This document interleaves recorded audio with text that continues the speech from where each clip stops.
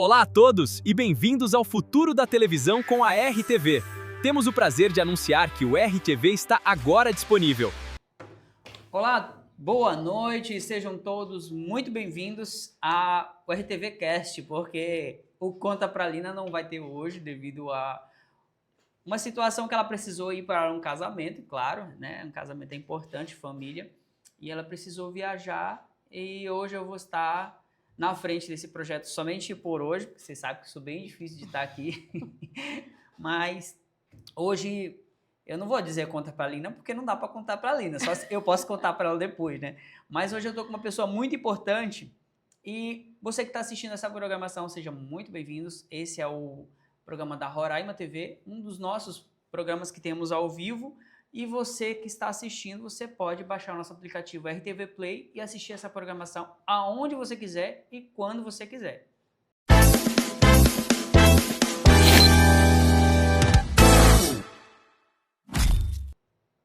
Bom, e hoje eu estou com uma pessoa muito importante que também é interessante que uma mesma pessoa eu vim entrevistar com o mesmo nome, só que o sobrenome é diferente. Ela é professora licenciada em Química, Física e Bióloga, pesquisadora em bacharel em Ciências Políticas e ao longo da sua trajetória, ela sempre acreditou no conhecimento para caminhar junto com a prática. Hoje eu estou com ela, Ione Brasil. Seja muito bem-vinda, Ione. Porque, como eu falei, eu já tive outra Ione também, a candidata, pré-candidata, Ione Pedroso. Isso. Né? E hoje eu estou com a Ione Brasil. Isso. Muito obrigada, Richard. É um prazer estar aqui. Obrigada pelo convite, né? E é isso aí, vamos conversar. A ideia dessa conversa não é contar pra Lina, tá? Você vai contar hoje pra mim, aí depois eu passo pra ela. Aí eu conto pra Lina. Bom, Ione, hoje, quem é a Ione? Ione Brasil.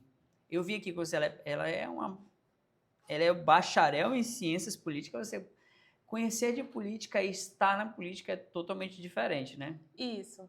São duas vertentes, né, na verdade, diferentes. Ser bacharel, na verdade, é igual ser cursado em qualquer outro curso, porque o que vai fazer o conhecimento realmente é a prática, né? É a prática que traz a perfeição. Isso. Né? É porque a gente vê muitas pessoas dizendo que são cientistas políticos, mas existe uma grande carreira até você dizer, até você poder dizer que é um cientista político. Não fez ciências políticas. Tem isso também, mas tem a prática, né? Eu não digo que eu sou cientista política, eu preciso de muitos anos em... Quanto tempo que você acha que uma pessoa política... O que eu posso dizer? Porque eu já caminhei em outras entrevistas, né, com o senador Chico Rodrigues. O cara, ele mesmo se diz que ele é o último filho do Otomar vivo. Sim, na verdade ele tem uma carreira grande. Né? E ele ainda não é um cientista, ele não se diz como cientista político, não. Olha que ele conhece de política. Mas e aí, quanto tempo tu acha que precisa? É humildade, né, na verdade. É humildade. É humildade. Mas hoje, para uma pessoa conhecer um pouco realmente da política, tu acha que precisa de quanto tempo? A vivência conta muito, né? Eu, por exemplo, eu fui assessora do ex-senador Mário Mota. Sim, eu tô vendo aqui veio uma colinha para mim aqui, gente. Eu tô lendo a colinha aqui, porque como eu falei, ela tava para contar para Nara, ou para Lina, né, Lina? Tava para contar para Lina, mas hoje ficou aqui comigo. Foi um tempo longo, foram 8 anos, né? 8 anos? Isso. Atuando com o ex-senador, que é o Mário Mota, né? Exato. E depois como chefe de gabinete da prefeita do Baliza, que dispensa comentários, né? É uma excelente verdade, gestora. A Luísa Maura. Isso, é uma excelente gestora. A prefeita blogueira. Ela é do TikTok. A prefeita do TikTok. Não, e ela tem um grupo de WhatsApp com mais de 250 mulheres e todas interagem com ela 24 horas por dia, tá? É sério? Uhum. Meu Ela é um fenômeno. Né? E não só no Baliza, não, no estado de Roraima inteiro. E bem merecido, ela né? É bem merecido, porque ela é uma prefeita atuante e atípica, né? Que ela faz as coisas com o povo, ela não faz só para ela ou para o povo, ela faz com eles. Exatamente. E hoje, a Ione Brasil, ela hoje também é pré-candidata. Isso, pré-candidata. Por qual partido? Pelo Podemos. Podemos, hoje ele está na presidência O Renato Silva, né? Renato que Silva. cuida do partido aqui no estado, junto com o Wagner Alves. E na esfera federal, Duda Ramos. O deputado federal Duda Isso, Ramos. exato. Certo. São duas pessoas que têm se mostrado muito favoráveis às candidaturas femininas. Isso é uma coisa que eu sempre falo, né? Onde eu vou, no sábado ainda, dei uma entrevista para a Rádio Folha, né? Onde eu falei sobre isso. É muito difícil a gente ver um partido político criando situações para que as candidaturas femininas sejam efetivadas, né? Porque o que a gente tem hoje? Que a mulher é candidata apenas para cumprir legenda, né? Isso na verdade... O pessoal está falando como se fosse de praxe, né? Isso, exatamente. E aí as pessoas não costumam confiar na candidatura feminina. E fica difícil a gente passar a credibilidade por conta desse histórico. Sendo que temos pessoas capacitadíssimas. E eu posso dizer assim que tem representante até no Senado, né? Que é a senadora Damares. Ela é bem atuante. Uhum. E as mulheres, elas só precisam de oportunidade. Eu digo isso porque sou mulher, né? Eu defendo muito que as mulheres estejam mais nos espaços de decisão, porque nós somos a maioria da população. Veja bem, no estado de Roraima, nós somos mais de 51%, né, do eleitorado. Uhum. E nós somos mães, irmãs, tias, né, esposas do restante da população. É fato. Eu vi um vídeo ontem, estava passando um vídeo sobre a mulher. Somos criados por mulheres, nascemos de mulheres, somos criados por mulheres, somos ensinados por mulheres, casamos com mulheres, e muitas vezes temos filhas mulheres e não queremos tratar bem a mulher. Se nega-se, né, esse espaço. E a política, o espaço político, é muito dominado ainda pelos homens. E eu não sou... Assim, eu não digo que isso é uma coisa que a gente tem que brigar, mas a gente precisa garantir esse espaço. Só que apenas eleger mulheres não é o suficiente. Você precisa eleger mulheres que realmente queiram utilizar aquele espaço para dar voz e vez para quem não tem, né? E é isso que eu busco, não é apenas a candidatura feminina, mas a candidatura feminina de mulheres que realmente tem um posicionamento político, que realmente querem levar para frente. Porque o que a gente vê? Não adianta ser só mulher e não saber o que é a política. Isso, e a gente vê também muitas vezes pessoas que já tiveram muito tempo na política colocando as esposas para continuar o legado. E às vezes a esposa não tem a vontade. E nem a aptidão. Isso. Mas é colocado por uma questão de que eu preciso continuar atuando e eu preciso, né? E isso é errado, porque nós merecemos a nossa posição sem ter alguém por trás dizendo assim, não, tá ali porque eu que estou colocando. Não é isso, entendeu? A gente é capaz de abrir o nosso próprio espaço, de conquistar o nosso próprio espaço, de manter o próprio espaço. E quando a gente chega pedindo para as pessoas a confiança, né, o acreditar, a gente precisa devolver isso de alguma forma, e a gente devolve com trabalho, com respeito, com compreensão, né, fazendo um trabalho que realmente vale a pena, que a pessoa possa olhar e dizer, nossa, eu votei, não me arrependo de ter votado, votei numa mulher que trabalha, que quer mostrar serviço, que sabe a dor das pessoas, que sabe onde dói, e que quer realmente trabalhar. E como você vê hoje a política no nosso estado? Dentro do estado de Roraima, é um processo vicioso. No sentido de que a gente tem políticos de profissão, né? Aquelas pessoas que se elegem, se reelegem, se elegem, se reelegem. Ontem eu estava conversando, fui fazer uma visita, e eu estava conversando com um rapaz. E a opinião dele não é diferente da pesquisa do IBGE, que inclusive eu estava dando uma olhadinha, e já eu vou falar sobre isso. Ele falando assim, eu não acho que vale mais a pena essa questão de voto, porque o candidato chega na nossa porta para pedir voto só para fazer mídia. Sim. Mas na hora da eleição mesmo, as pessoas votam por R$100. Então, o meu voto só vale R$100. Eu olhei para ele e falei, teu voto vale R$100? Eu falei, teu voto não vale R$100. Tu pode votar e receber R$100. Ele pode ter o valor de R$100, né? Ali mais... Aí eu falei para ele, olha, o teu voto... O preço de R$100. O teu voto vale 1.461 dias da tua vida. São 4 anos. 1.461 dias de vida é o que vale o teu voto.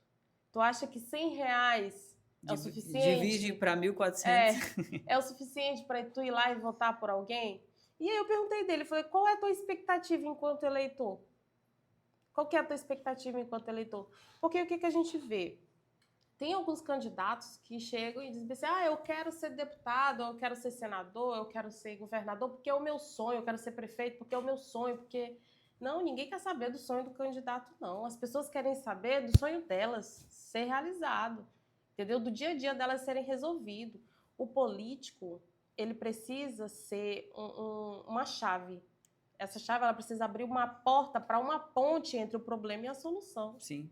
O problema é que o político que ele criou foi a solução do problema dele. Não é o da população dele. A maioria. A gente não pode generalizar, porque se fosse generalizado, aí estava acabado, né? Tava tudo... não valia mais a pena. Eu acredito que a pior coisa que foi inventada na política se chama emenda parlamentar. É onde se é comprado os votos entre as prefeituras e estados. E acontece a gente vê isso na esfera federal sendo noticiado no Jornal Nacional de forma tão tranquila, né? O repórter fala, o âncora da TV fala, nessa segunda-feira, no final da tarde, os deputados da bancada, vamos dizer, da bancada socialista, subiram a Jauru para conversar com o presidente, para negociar a votação.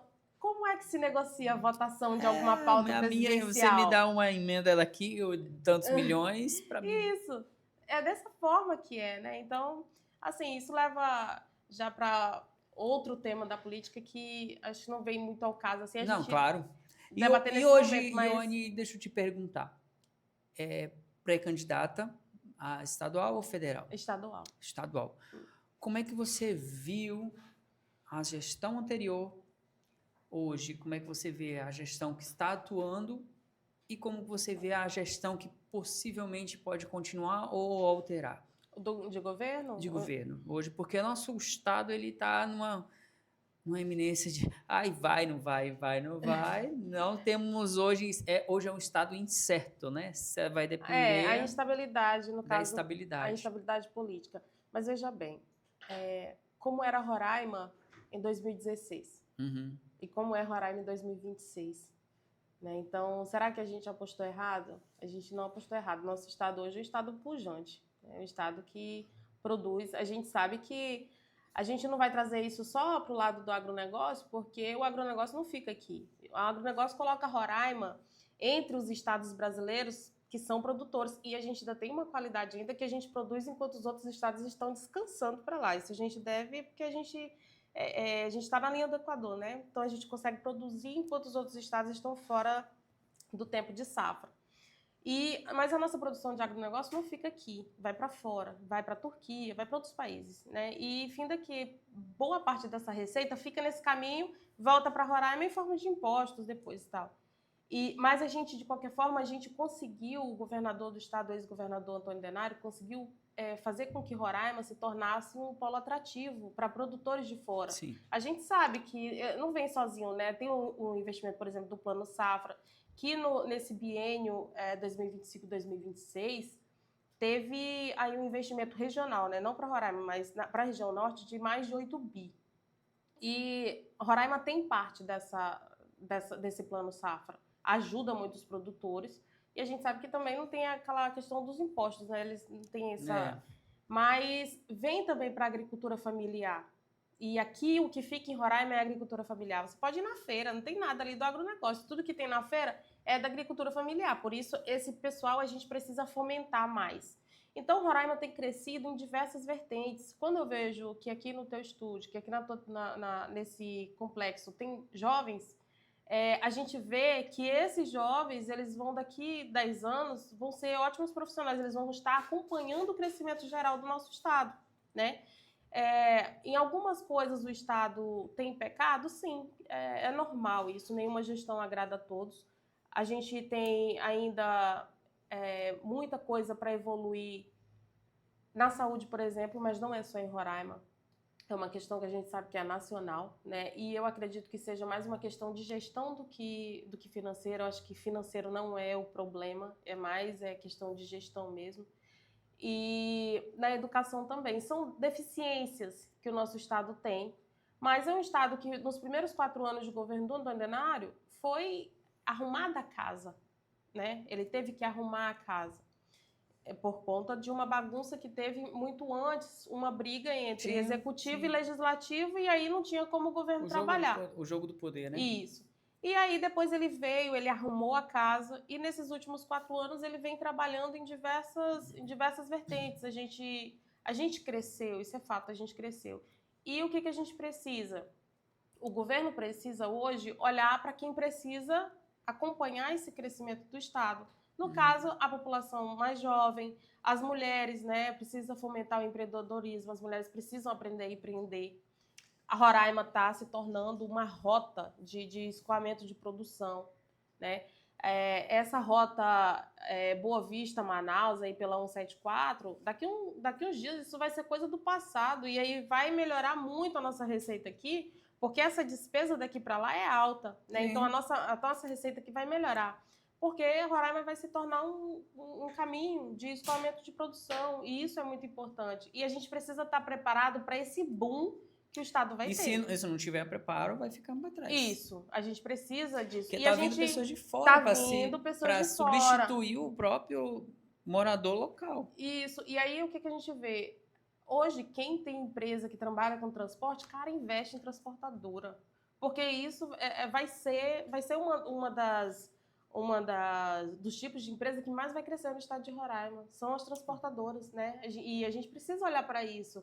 Quais são os mercados que vão crescer de repente, de uma hora para outra, dentro desse estado? Quais serão as necessidades que vai ter? E tecnologia e inovação é uma delas. E a gente não vê ninguém falando nisso, né? Então, eu acredito que Roraima está passando para uma nova fase. Sim. E mesmo com as dificuldades que estamos tendo.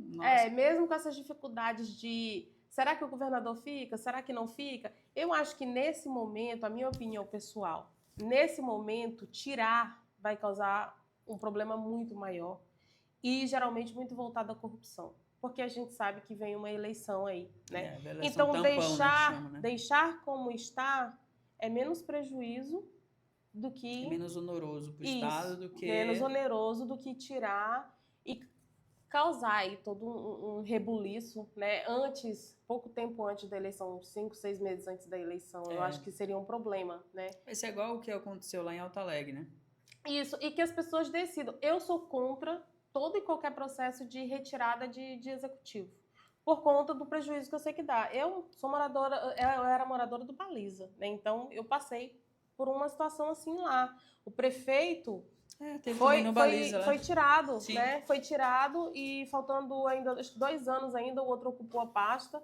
Então eu sei que dá prejuízo. E não é um prejuízo só para o município em si, sabe? É a população que sofre com isso. Quando teve aquele processo de impeachment contra Dilma, também fui contra, porque a gente viu-se que era mais uma questão política, era uma questão estritamente política, não tinha nada a ver com a moralidade, né? Ela foi tirada por pedaladas fiscais. Todos os governos fazem, ninguém vai sair dizendo o que faz, mas todos os governos fazem. Tanto que depois acabou, não se viu mais nada, entendeu? Só que assim, mediante isso, desmascarou-se uma enxurrada de situações coisas. ocorrentes. Por quê? Porque até o sistema se cansa. É verdade. Entendeu? Até o sistema cansa. Agora, Roraima, eu acredito que nesse momento, o que a gente precisa é se concentrar numa campanha e que as pessoas decidam quem vai ser o novo governador, né? E não o judiciário que hoje está aí, de certa forma, se metendo em diversas coisas, em diversas pautas que não deveria. Bom, a mulher é boa de conversa. Ela falou de tecnologia e inovação, deixa eu te convidar para conhecer a Roraima TV através do nosso aplicativo RTV Play. Você pode baixar essa programação e assistir onde você quiser. E você que está assistindo essa programação agora, ela só está chegando até você porque nós temos a InfoRR, o nosso provedor oficial aqui da Roraima TV, E você que está precisando de uma internet que está caindo direto, ainda mais agora que começou o período de chuva, procura a InfoRR, a melhor que tem hoje no estado de Roraima. O som da natureza ainda é mais forte. A melodia das águas, o cantar dos pássaros, o vento nas árvores. Roraima é o estado que mais cresce no Brasil, plantando, colhendo e protegendo o meio ambiente, mantendo 93% das matas preservadas e mostrando que dá para desenvolver e cuidar da natureza ao mesmo tempo. Aqui, o futuro nasce com respeito, amor pela terra e cuidado com a Amazônia. Governo de Roraima.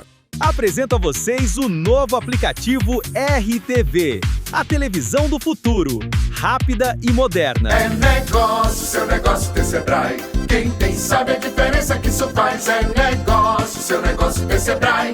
Quem tem sabe a diferença que isso faz. Todos os dias o Sebrae Roraima cumpre a sua missão, transformando em realidade o sonho do negócio próprio, fortalecendo ambientes de negócio e o setor público e privado, além de impulsionar o potencial das nossas empresas em todos os setores. É por isso que o roraimense diz: é negócio, seu negócio tem Sebrae. Quem tem sabe a diferença que isso faz. Sebrae Roraima. Pastelaria Bom Sabor.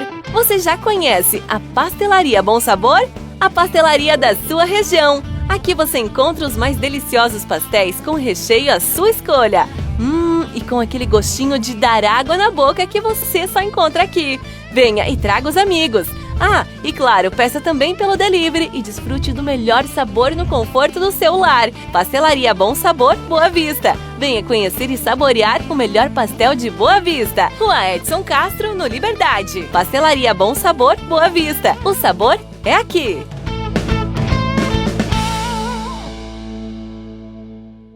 Nós vamos falar da InfoRR, que é a referência em fibra óptica e que tem cobertura em todos os municípios do estado de Roraima. É uma boa pedida para você que quer navegar com tranquilidade e segurança na internet. Roraima precisa avançar mais, com transparência na aplicação correta dos recursos públicos. No União Brasil, o nosso compromisso é com as pessoas. Fortalecendo mulheres e protegendo crianças, porque o desenvolvimento começa com cuidado e oportunidades. Com trabalho firme, união de verdade e responsabilidade, seguimos servindo ao povo brasileiro. Feliz é a União Brasil! Pastelaria Bom Sabor. Você já conhece a Pastelaria Bom Sabor? A pastelaria da sua região. Aqui você encontra os mais deliciosos pastéis com recheio à sua escolha. E com aquele gostinho de dar água na boca que você só encontra aqui. Venha e traga os amigos. E claro, peça também pelo delivery e desfrute do melhor sabor no conforto do seu lar. Pastelaria Bom Sabor, Boa Vista. Venha conhecer e saborear o melhor pastel de Boa Vista. Rua Edson Castro, no Liberdade. Pastelaria Bom Sabor, Boa Vista. O sabor é aqui.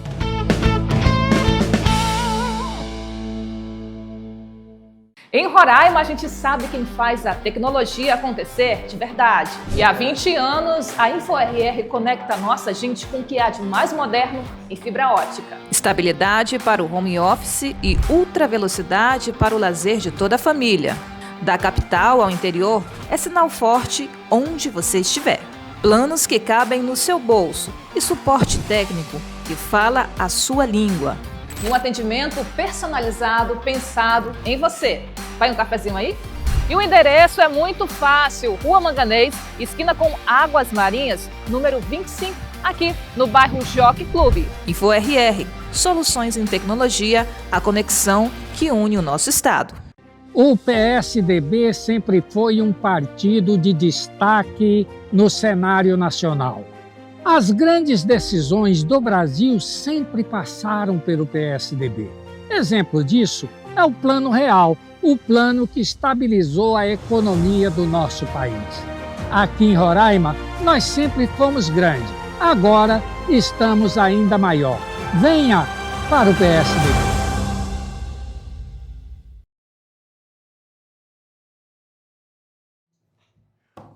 Bom, e estamos de volta para não conta para a Alina, né? Não conta para mim hoje. Vai ser pro Richard. Aí depois eu conto para ti, Alina. Deixa eu voltar aqui. Eu estava conversando com você um assunto muito importante, da qual nós falamos muito, né? No intervalo, falamos bastante, são os 3 assuntos importantes. Mas eu acredito, qual é a tua visão hoje sobre a nova lei da misoginia? De certa forma, desnecessária, né? Porque é uma lei que, no meu ponto de vista, mais vai prejudicar as mulheres do que ajudar. Porque o que acontece? Toda lei, ela é bem-vinda, desde que ela não crie precedentes para outras coisas. E quando a gente olha a estrutura da lei, ela precisa de grandes ajustes. Sim. E ela abre precedentes para demissões em massa das empresas. Porque qualquer fala mal interpretada vai gerar processo. E aí, o que os empresários preferem? Pagar ali uma quantia, né, considerável de direitos do que ficar respondendo processo na justiça. Sim. Principalmente por crimes que são imprescritíveis. É porque eu estou vendo aqui a lei, ela é misoginia, ela é punição, né? Ela é discriminação por ofensa, discurso de ódio, várias coisas que estão sendo geradas. Tem coisas que a gente precisa tolir de qualquer forma, né? E realmente acabar. Os discursos de ódio contra mulheres existem, a gente sabe que existem, a gente vê direto, né, na televisão. E é uma onda que se estende cada vez mais, e isso a gente precisa acabar com isso. Mas a lei, ela precisa ser construída de forma assertiva, né?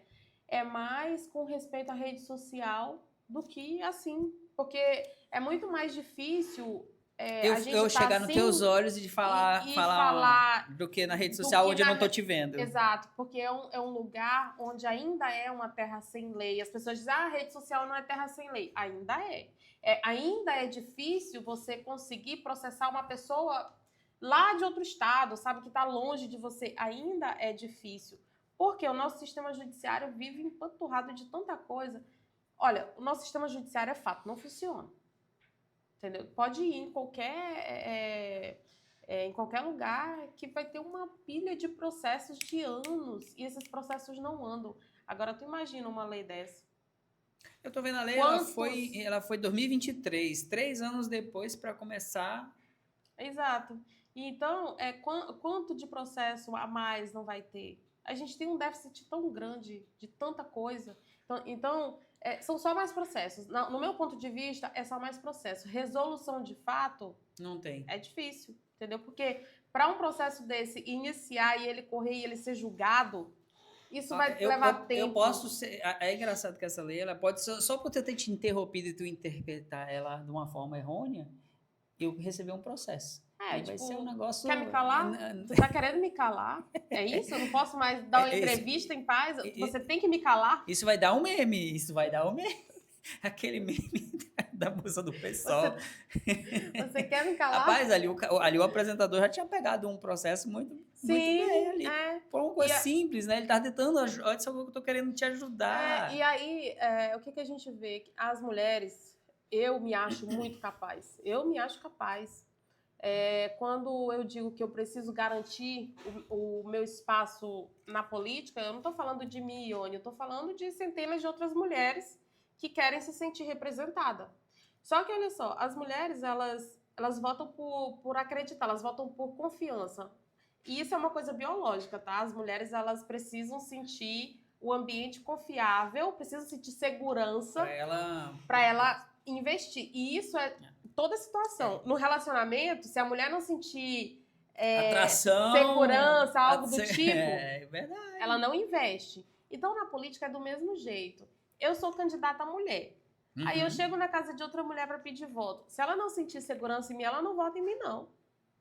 Isso não tem nada a ver. Se ela não vê que a mulher tem um bom poder de conduzir aquela situação. Isso. Se ela não enxergar que ela pode confiar em mim, ela vai dizer, não, achei muito assim.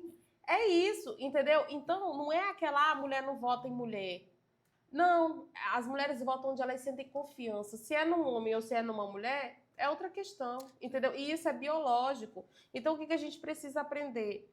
Se você se coloca pré-candidato, você tem que ter uma preparação antes. Você precisa de uma preparação. Você precisa se preparar para falar coisas que vai oferecer segurança. Você não pode chegar com um discurso qualquer. achando que mulheres vão votar em você simplesmente por Só ser por mulher. ser mulher. Não, não é. Então, a gente precisa se moldar um ambiente, e a gente se molda. Eu estava falando contigo sobre mulheres que já têm cargo político, né?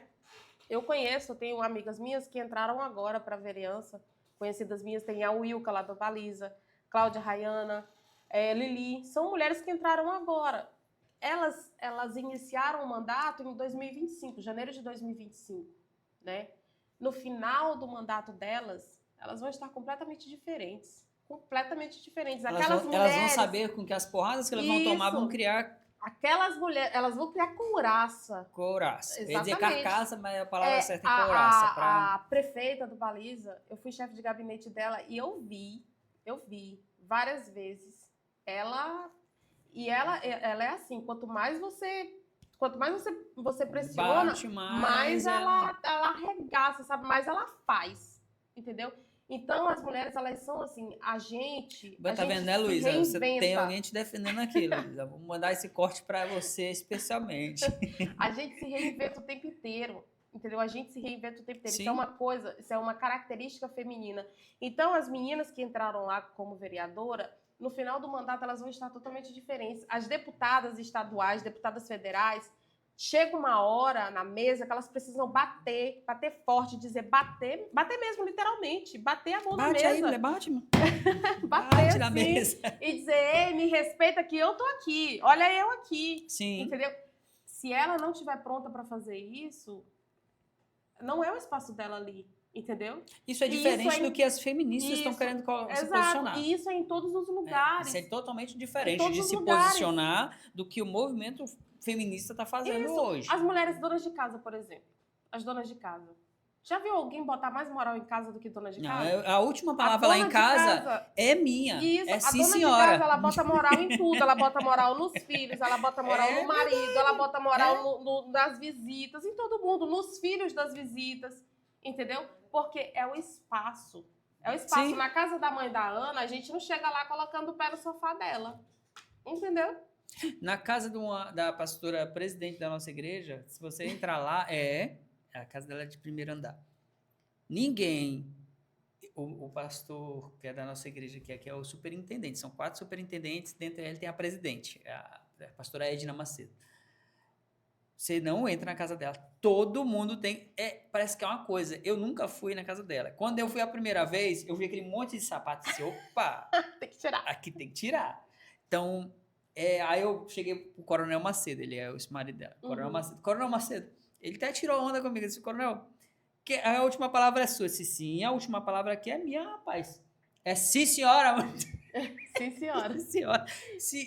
Diferentemente de respeitar e diferentemente de se posicionar como mulher, eu acredito que a mulher ela tem realmente seu papel, é interessantíssimo você não ser submissa em relação ao preconceito, ao discurso de ódio, aquela imposição do que você tem que ser. Aí sim. Agora, poxa, ouvir uma orientação... O discurso de ódio, ele é característico, ele é conhecido. Sim, né? Sim. Então, a gente estava falando sobre fala interrompida. Se toda vez que estamos numa sessão, você, deputado, me interromper, eu vou entender que eu tô você tentando... tá com problema comigo. Sim, implicância. Entendeu? E que você tá com uma implicância comigo e que você realmente... Agora, se eu vejo que você, toda fala de mulher, você costuma interromper, aí eu vejo que você não tem um problema comigo, você tem um problema com as mulheres que estão ali naquele ambiente. E aí é a hora de te cacetar, aí é a hora de ir pra cima de ti. Falando em mulher, a gente entrar no assunto que você falou, como é que você vê, todo respeito a você, deputada, eu não sei qual é o teu posicionamento, eu estou falando como roraimense. Como você vê o Conselho de Mulher lá, o Conselho de Mulher e a Erika Hilton hoje? Biologicamente falando, do sexo que não está de acordo com o que ela está na frente. Eu preciso falar biologicamente porque... Se eu não falar biologicamente, os meus alunos vão dizer, professora, e as nossas aulas de biologia? Não, então, você é professora, você tem mais couraça, como você falou, para falar o que é que eu acredito que para tudo precisa de espaço, todo mundo precisa de espaço, o mundo é grande E a política ela precisa ser instrumento para garantir direitos, né? Para garantia de direitos. As mulheres trans, elas necessitam de espaço. Sim. Elas necessitam de espaço. Tu assistiu aquela novela O Clone? Tu chegou a assistir? Já. Assistiu, né? Lembra do Clone? O Dr. Albieri criou o clone do Diogo, né? Mas o que o Dr. Albieri não criou para ele? Um ambiente. Ele era uma pessoa sem ambiente, ele não tinha um espaço, ele não tinha um lugar. Tanto que no final da novela, o Dr. Albieri saía pelo deserto e ele correndo atrás dele, chamando ele de pai. Pai, me espera, pai, me espera. Ele não tinha um ambiente, ele não tinha um espaço. Ele passou a novela inteira e ele não conseguiu se encontrar, porque ele era o reflexo de outra pessoa que já tinha existido, não existia mais, né? Então, as mulheres trans, elas precisam de um espaço. E esse espaço, ele precisa ser constituído juridicamente. Nós somos pessoas jurídicas. A pessoa fala assim, você é pessoa física ou pessoa jurídica? Institucionalmente, sim, né? Mas eu sou uma pessoa jurídica de direito, entendeu? Sim. Então, as mulheres trans, elas necessitam disso. Só que a comissão das mulheres decidem questões única e exclusivamente de mulheres biológicas, porque foi para isso que foi criada, foi desenhada nesses termos, né? O que uma mulher biológica, eu, por exemplo, o que uma mulher biológica, não falo mulher cis, tá? Eu não concordo por conta do termo, então eu digo mulher biológica mesmo. Tanto que a Érica foi bem criticada por ela ter feito essa... Não Isso. sei se foi ela, porque ela mesma se posicionou e disse que não foi diretamente às mulheres. Então, foi, mas assim, o que eu, como mulher biológica, preciso que seja discutida? Temos como endometriose, questões de saúde, né? As minhas questões de saúde no meu aparelho reprodutor, entendeu? Menstruação, a menopausa. Eu ia dizer, menopausa. Questões que são única e exclusivamente de do mulheres. Corpo, do gene X. Das mulheres, entendeu? Sim. E aí, o que acontece? A partir do momento que você coloca uma mulher trans para presidir essa sessão, essa comissão, a questão, o problema deixa de ser da maioria e passa a refletir a dor de uma pessoa. Porque a Erika Hilton, ela é uma pessoa que tem o posicionamento ainda de se criar. Ela ainda está no processo de criação. A gente não. A gente já nasceu. A gente já nasceu assim, a gente já nasceu mulher, né? E ela ainda está nesse processo de afirmação. E quando você está nesse processo de afirmação, você se torna essa pessoa o tempo inteiro. Então, você vai gritar as suas dores o tempo todo, entendeu?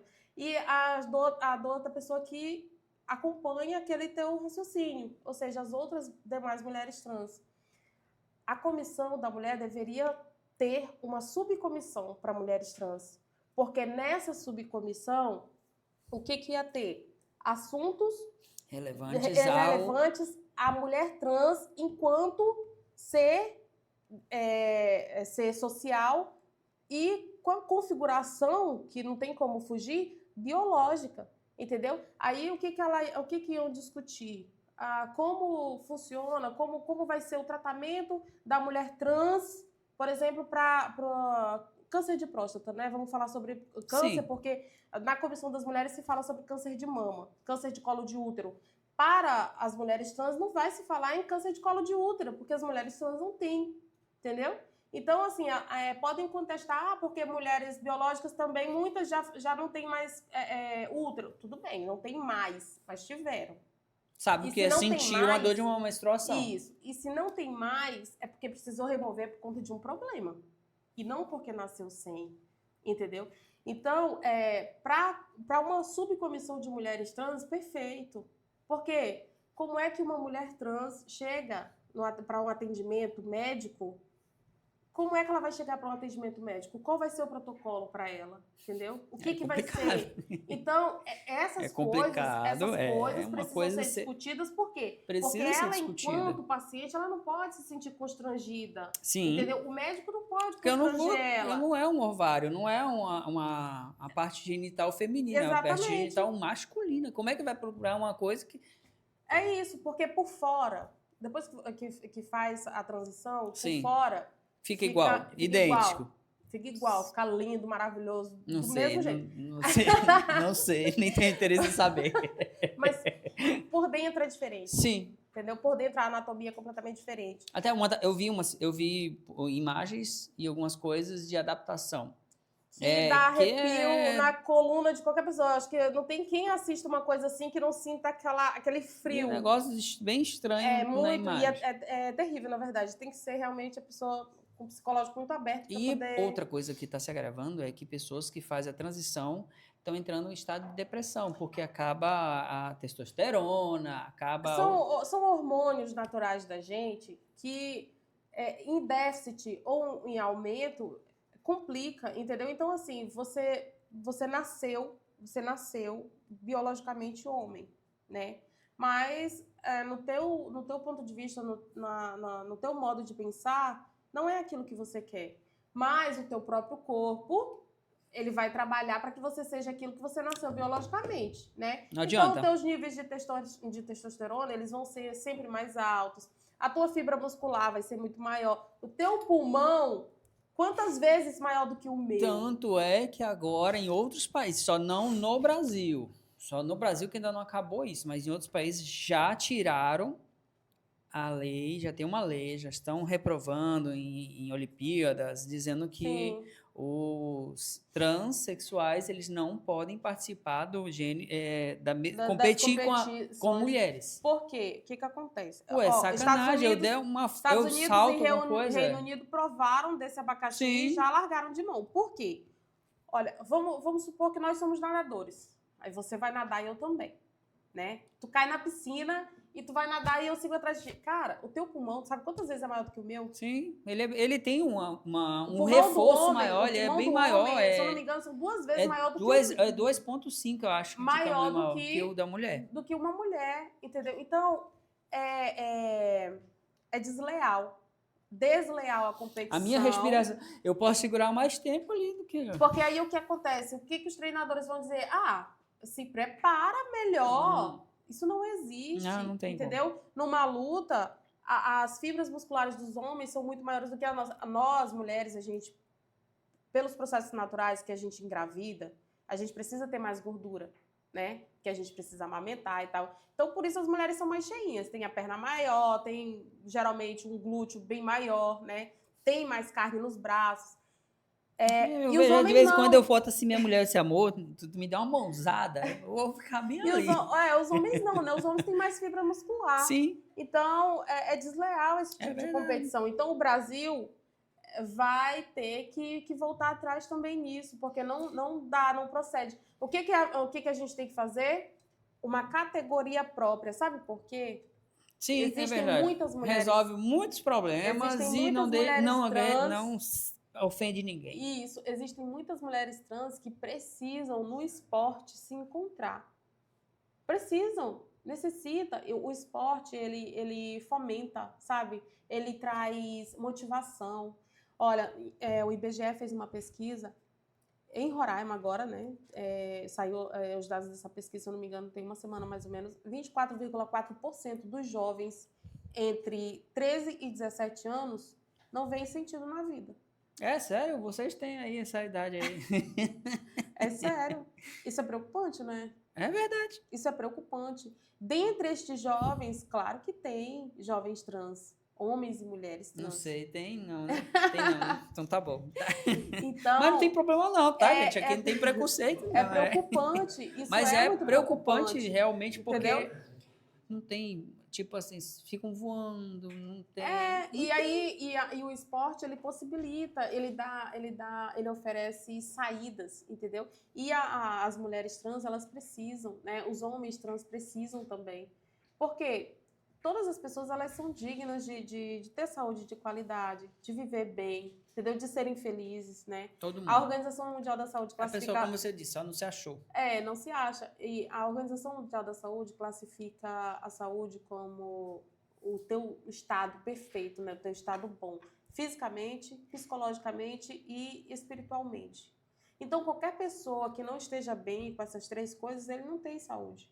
né? E a gente vê que a população trans, de todas as formas, já tem a questão do preconceito, né? Já tem a questão deles precisarem se afirmar o tempo inteiro, de lutarem, contra a família, contra isso, contra aquilo. Já prestou atenção da forma que a Erika Hilton fala ela sempre fala como se ela estivesse brigando, sempre fala como se ela estivesse com raiva. Por quê? Aquilo ali a pessoa adquire, sabe como? Se defendendo 24 horas por dia. Ela sabe? não se desarma, né? Ela não se desarma. Por quê? Mas por que ela não se desarma? Porque ela foi ensinada que ela precisa se defender o tempo todo. Ela, como qualquer outra pessoa, merece descanso. Entendeu?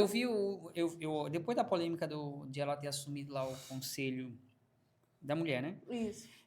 A comissão, perdão. Uhum. A última pessoa que falou desarmou ela. Ela disse que você é isso, aquilo. Gente, eu saí daqui da comissão, passei ali uns 30 minutos, eu sou cristã, a deputada falando, eu sou cristã, eu fui lá fora, eu estava com tanto ódio de você, por você ter... Ela chegou e disse, me perdoe, você precisa de descanso. Ela falou, você precisa você está muito...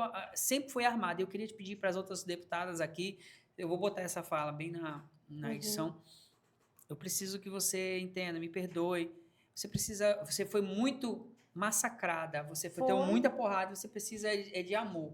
Exato. E me perdoe. Então, desarmou ali a Erika Hilton em relação, porque todo mundo só chegou apontando, dando discurso de ódio contra ela, tal, e ela chegou com um discurso totalmente equivocado do que a Erika Hilton achou que ia ouvir. Aí, deu aquele choque de realidade, ela só simplesmente agradeceu e continuou a sessão. Porque às vezes o que a pessoa precisa é disso, é de compreensão, é de mostrar, mas foi impactante. Tu não precisa mais gritar, tu não precisa mais... Porque ela grita o tempo inteiro, entendeu? Então o problema da maioria das deputadas lá nem é com o fato dela ser uma mulher trans. É o fato de ela estar querendo um lugar onde não é cabível no momento ou na situação que está colocada. E de estar gritando o tempo todo, né? De gritar, de falar sempre alto e tal. Então, assim, a realidade dela não é diferente da realidade de centenas de milhares de outras mulheres trans no Brasil afora. Até porque a gente está começando no nosso estado a ter essa situação, né? Sim. Como houve da situação trans, da esposa do senador Irã, tal. Mas pra gente não ficar só nesse assunto, tu falou de uma coisa que tu queria tocar. A gente falando sobre testosterona, essas situações de saúde, a saúde do Estado. Como é que você vê? Pra gente já entrar no final, não a gente não sai daqui. O que acontece? A gente, como eu falei antes, a questão de saúde no estado de Roraima não é diferente de qualquer outro lugar no Brasil, né? Só que aqui em Roraima, a gente ainda tem o lado bom. A gente ainda tem coisas boas ainda, né? A gente ainda consegue rapidez em alguns lugares. E por que a gente consegue? Por conta de uma flexibilização, de uma melhoria de gestão. Como eu falei antes, o problema não é dinheiro. O problema é realmente a forma como se administra. Por exemplo, esses dias eu fui com a minha filha para o Cosme Silva, com uma dor terrível. E eu levei, porque como mãe, né, eu preocupada, e a dor era sempre do lado direito, uma dor latejante, e ela tá com apendicite. Vou levar, porque tá com uma crise, e eu preciso de urgência nisso. Cheguei lá no Cosme Silva, chegou, já foi automaticamente para triagem, já foi para atendimento médico, e de lá a gente já foi para o Hospital das Clínicas fazer uma tomografia. Foi coisa muito rápida, entendeu? Ali não levou 1 hora, né? 1 hora depois, a gente já tinha o diagnóstico, não era o que a gente pensava, mas, enfim, fez a tomografia, né, tomou remédio e tal. Por outro lado, a gente ainda tem coisas que precisam muito ser melhoradas. Por exemplo, a gente tem no nosso estado uma questão muito delicada, que é a questão das pessoas com lúpus. A gente tem hoje no estado quase 500 pessoas com lúpus. E o lúpus, a gente sabe, é uma doença autoimune. Gente, para você que não conhece, a doença lúpus é uma doença autodegenerativa que fica brigando consigo mesma. Ela cria um anticorpos que destrói a si mesmo. Então, é uma doença muito, muito complexa, a qual eu já convivi com pessoas que têm lúpus, né? Eu sei o que elas passavam, dias que não podia nem sair no sol, nem pegar nada, porque era problema. Mas pode continuar só E aí, é exatamente isso. E sabe o que é isso? Aumentos grandiosos nos níveis de estrogênio no corpo, entendeu? Por isso que 95% das pessoas que têm lúpus são mulheres. É sério, eu não sabia dessas estatísticas. Vai ver homens com lúpus, mas é muito pouco. E geralmente, quando é nos homens, é muito pior, entendeu? Porque esse hormônio não é um hormônio característico do sexo masculino, entendeu? E, enfim, o sofrimento é tamanho, é enorme. E o que acontece? Quais são as doenças que vêm se apossar desse corpo? As doenças dos órgãos com tecido mole, por exemplo, os rins. Geralmente, as pessoas que têm lúpus estão na fila para hemodiálise e já estão na fila para transplante de rins, igual é a minha amiga Hilde, que é presidente hoje da Associação de Lúpus no estado de Roraima. Esse público, alguém olha por esse público? Não. Não olha. Tem uma outra colega minha, uma outra conhecida, Liliana, que está com menos de um mês que fez a retirada da mama e até retirou tudo, até os linfonodos, sabe? É uma coisa terrível por conta do lúpus. Então, a pessoa que tem lúpus não é só lúpus, são todas as outras doenças que vêm encadeadas naquilo ali.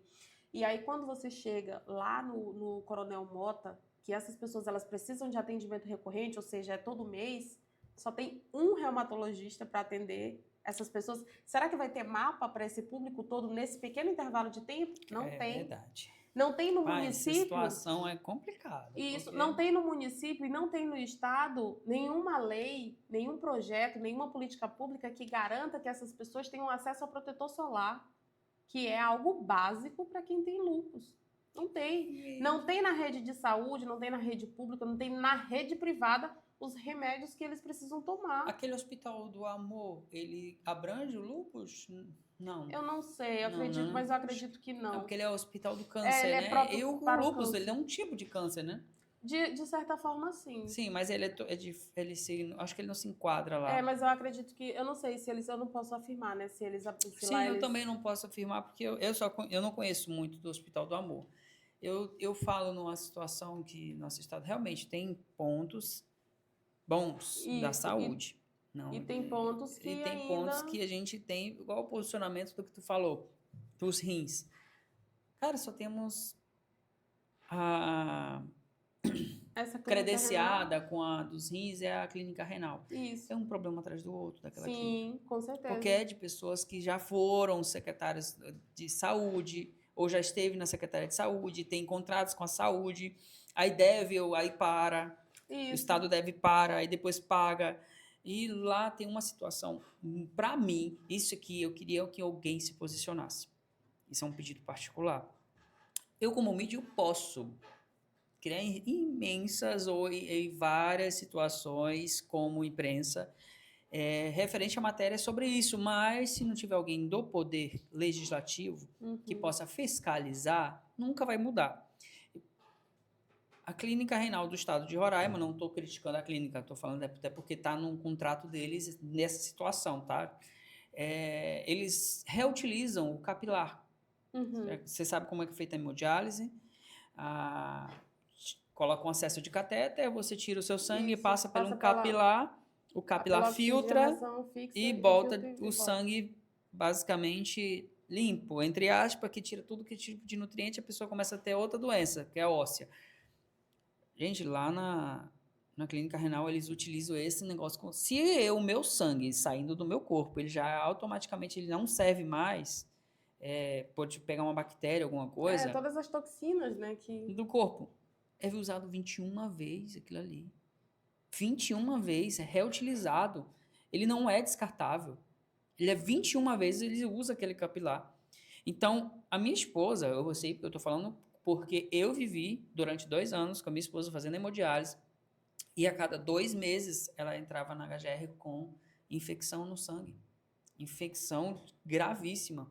A última foi agora entre 2025 para 2026, em novembro. A minha esposa estava com infecção que as plaquetas dela estavam chegando em 80 mil. O mínimo uma baixa muito grande. O mínimo é 1.600, 160 mil. Ela estava com 80 e morrendo. Minha esposa estava morrendo por causa de uma infecção que estava criando todo tipo de antibiótico ela tinha tomado, todos. O médico disse, eu não sei mais o que eu vou fazer com a sua esposa. Ela já tomou todos antibióticos, dos mais pesados aos mais leves, todos. E eu não sei o que vai fazer. Aí chamou o nefro, né? Chamou o nefro, explicou a situação. Aí foi quando um dos nefros falou e disse, tira o catéter. Vamos deixar o corpo dela se autocurar. Ver como é que vai citar a situação dela. Tirou o catéter, pronto. O corpo começou a reagir. Não precisou de antibióticos fortes. Ele começou a reagir sozinho, tirando o catéter, porque não passava pelaquele capilar. Para o sistema pago, né, o que eu vou lá pagar para fazer hemodiálise, ou num plano de saúde que no nosso estado não tem, se não for só a GEAP, que os outros eles não aceitam. Sim. Você tem que ter uma carência, a pessoa morre e não consegue. Estou falando um posicionamento meu, minha casa, aqui que eu vivi. Algum político tinha que achar uma forma. Até o Haroldo da Catedral não se posicionou. Olha que ele fazia hemodiálise, né? Não se posiciona. Eu estou falando o nome, tá? Porque não estou julgando você, não estou criticando, nem estou posicionando contra o Haroldo. Eu estou falando porque pessoas morrem todos os tempos porque ninguém se posiciona para fiscalizar. A clínica, ela realmente é um problema. Na verdade, eu escuto isso direto das pessoas que têm lúpus, que é um público que eu acompanho de perto. Gente, você tá sabendo o que é. É 21 vezes que usa aquele troço, cara. É de plástico aquilo ali.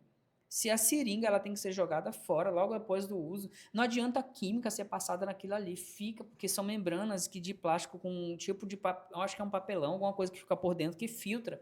Vai ficar, se eu peguei uma gripe, a bactéria da gripe vai ficar ali. Se eu peguei um HIV, o HIV vai ficar ali. Aí eles dizem, não, o HIV, o soro positivo, que eles chamam, só usado uma vez. Tá. Eu tenho provas, eu tenho denúncias que a clínica renal utilizou. Exemplo, eu faço hemodiálise e você faz hemodiálise. Eu sou soroativo e você não. Eu troquei o meu capilar com você. E botei em você o capilar. Tenho prova. Eu, como imprensa, eu tenho prova. E como paciente, tenho provas que foi feito isso. Mas nada foi feito. Simplesmente abafaram o caso e tchau.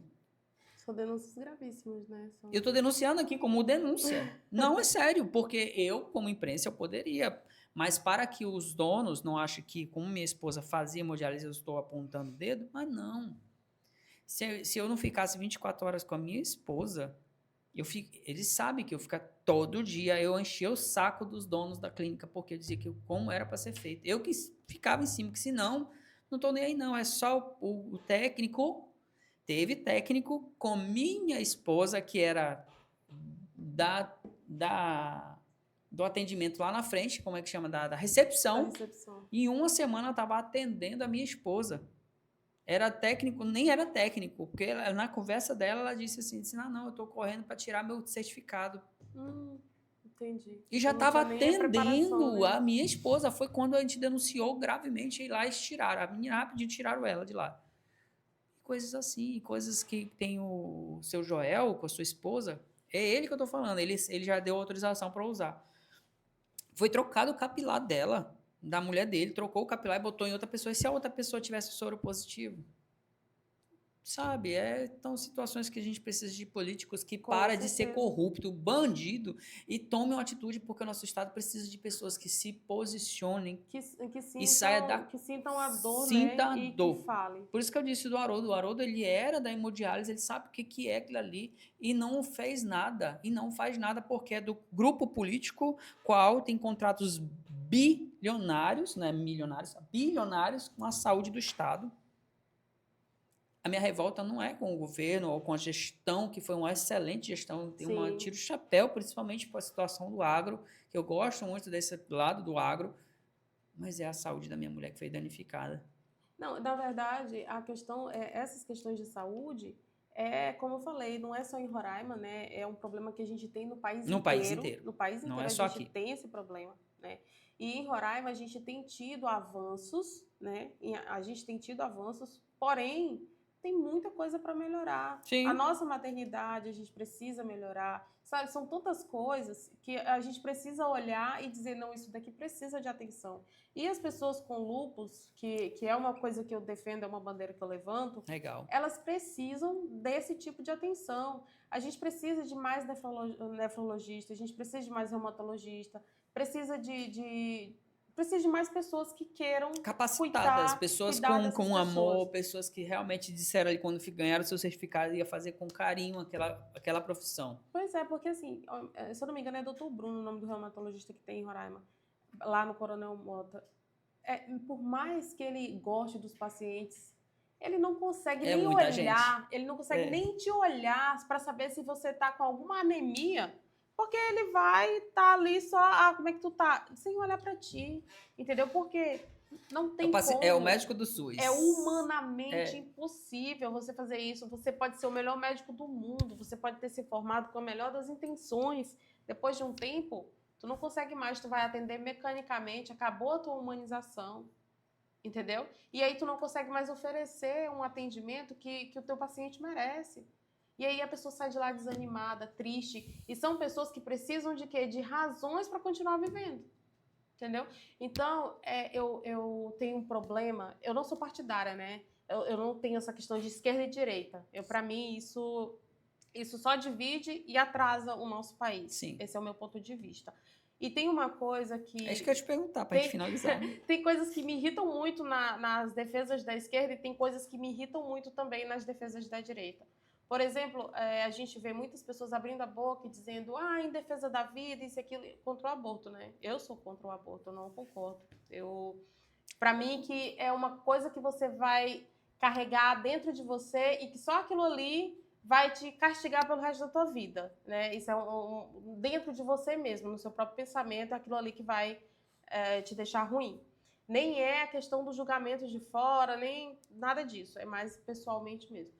E assim, eu não concordo com o aborto, mas quando você diz, eu sou a favor da vida, que eu luto pela vida, porra, luta por quem tá nas filas dos hospitais, que tem criança pequena, sabe? Igual a Hilde, que tem os filhos dela, que precisam dela. Ela precisa garantir que ela viva para ver os filhos crescerem. Igual a Liliana, que precisa viver para ter os filhos dela. A menina que mandou mensagem no Instagram pra gente, lá aqui da criança aqui, hospital da criança aqui, dizendo que não tinha médico. E minha filha dela nos braços. Tem um vídeo dela aí, ela marcou a gente no Instagram, tudo. Pois é, então são coisas assim que a gente defende, que eu defendo. Eu defendo a vida, sim. Principalmente a vida de quem já está vivo, de quem já nasceu, de quem já construiu uma vida, de quem tem filhos, sabe? E que precisa viver. Eu penso por mim, né? Eu tenho 39 anos, eu tenho 3 filhos. E eu penso...